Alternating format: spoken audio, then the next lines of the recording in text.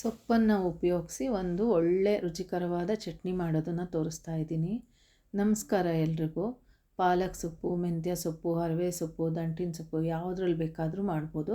ನಾನಿವತ್ತು ಕೆಂಪು ಮತ್ತು ಹಸಿರು ಹರವೆ ಸೊಪ್ಪು ಅದು ದಂಟಿನ ಸಮೇತ ತೊಗೊಂಡಿದ್ದೀನಿ. ನಾರಿನ ಅಂಶ ಎಲ್ಲ ತುಂಬ ಚೆನ್ನಾಗಿರುತ್ತೆ ಈ ಚಟ್ನಿನಲ್ಲಿ, ತುಂಬ ಒಳ್ಳೆಯದು. ಸೊ ಇದನ್ನು ಒಂದು ಸ್ವಲ್ಪ ದೊಡ್ಡದಾಗಿ ಹೆಚ್ಚಿಟ್ಕೊಂಡಿದ್ದೀನಿ. ನೋಡಿ ಈ ಥರ ಒಂದು ಬಾಣಲೆನಲ್ಲಿ ಈಗ ಒಂದು ದೊಡ್ಡ ಸ್ಪೂನ್ ಜೀರಿಗೆ, ಒಂದು ಸ್ವಲ್ಪ ಮೆಂತ್ಯ, ಆಮೇಲೆ ಒಂದು ದೊಡ್ಡ ಸ್ಪೂನಷ್ಟು ಹುಣಸೆಹಣ್ಣು, ಒಂದು 10-12 ಹಸಿರು ಮೆಣಸಿನ್ಕಾಯಿ ಇದನ್ನು ಹಾಕಿ ಹುರ್ಕೊಳ್ಳೋದು. ನಾನು ಎಣ್ಣೆ ಎಲ್ಲ ಹಾಕಿ ಏನು ಹುರಿಯಲ್ಲ, ಬೇಕಾದರೆ ಒಂಚೂರು ಎಣ್ಣೆ ಹಾಕ್ಕೊಳ್ಬೋದು. ನೋಡಿ ಈ ಥರ ಇದನ್ನೀಗ ಮಿಕ್ಸಿ ಜಾರಿಗೆ ತಕ್ಕೊಂಡೆ.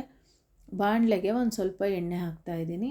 ಈ ಮಿಕ್ಸಿ ಜಾರಿಗಿದ್ನೆಲ್ಲ ಹಾಕ್ಕೊಂಡಿದ್ದೀನಲ್ಲ, ಇದ್ರ ಜೊತೆ ಈಗ ಉಪ್ಪು, ಒಂದು ಸ್ವಲ್ಪ ಬೆಲ್ಲ, ಅರಿಶಿನ, ಇಂಗು ಇದನ್ನು ಹಾಕಿ ರುಬ್ತೀನಿ. ಈ ಎಣ್ಣೆ ಕಾದಿದೆ, ಹೆಚ್ಚಿರೋ ಸೊಪ್ಪು ಹಾಕಿ ಈಗ ಒಂದು ಸ್ವಲ್ಪ ನೀರು ಹೋಗುವಷ್ಟು ಹುರಿಬೇಕಷ್ಟೆ. 1-2 ನಿಮಿಷ ಮುಚ್ಚಿಬಿಟ್ಟು ಬೇಕಾದರೂ ಇಡ್ಬೋದು. ಈ ಥರ ನೋಡಿ, ಈ ಥರ ಇಷ್ಟ ಆದರೆ ಸಾಕು, ತುಂಬ ಮೆತ್ತಗೆ ಬೇಯಬೇಕಂತ ಏನಿಲ್ಲ. ಈಗ ಇದನ್ನು ಮೆಣಸಿನ್ಕಾಯಿ ಎಲ್ಲ ರುಬ್ಬಿದ್ವಲ್ಲ ಮಿಕ್ಸಿ ಜಾರ್, ಅದಕ್ಕೇ ಹಾಕ್ಕೊಂಡು ಅದ್ರ ಜೊತೆನೇ ರುಬ್ಬೋದು. ತುಂಬ ಈಗಲೂ ಅಷ್ಟೇ ಪೇಸ್ಟಾಗಿ ತುಂಬ ನುಣ್ಣಗೆ ರುಬ್ಬಲ್ಲ, ನಾನು ತರ್ತರಿಯಾಗೆ ರುಬ್ತೀನಿ. ಮತ್ತು ಬಾಣಲೆಗೆ ಇನ್ನೊಂದು ಸ್ವಲ್ಪ ಎಣ್ಣೆ ಹಾಕಿ ಸ್ವಲ್ಪ ಸಾಸಿವೆ ಮತ್ತು ಕರಿಬೇವಿನ ಸೊಪ್ಪು ಹಾಕಿ ನಾವು ರುಬ್ಕೊಂಡ್ವಲ್ಲ ಆ ಸೊಪ್ಪನ್ನು ಹಾಕಿ ಒಂದು ಸ್ವಲ್ಪ 1-2 ನಿಮಿಷ ಹುರಿಯೋದು. ಬಾಣಲೆ ಬಿಟ್ಕೊಂಡು ಬರುತ್ತೆ, ಅಷ್ಟಾದರೆ ಚಟ್ನಿ ಆಗುತ್ತೆ. ಈ ಚಟ್ನಿನ ಸ್ವಲ್ಪ ಖಾರವಾಗಿ ಮಾಡಿದ್ರೆ ತುಂಬ ಚೆನ್ನಾಗಿರುತ್ತೆ. ಸೊ ಖಾರ ಮಾಡಿದಾಗ ಆಬ್ವಿಯಸ್ಲಿ ಅದ್ರ ಜೊತೆ ಉಪ್ಪು, ಹುಳಿ ಮತ್ತು ಒಂಚೂರು ಬೆಲ್ಲ ಎಲ್ಲ ಹಾಕಿದ್ರೆ ಟೇಸ್ಟ್ ಬ್ಯಾಲೆನ್ಸ್ ಆಗುತ್ತೆ.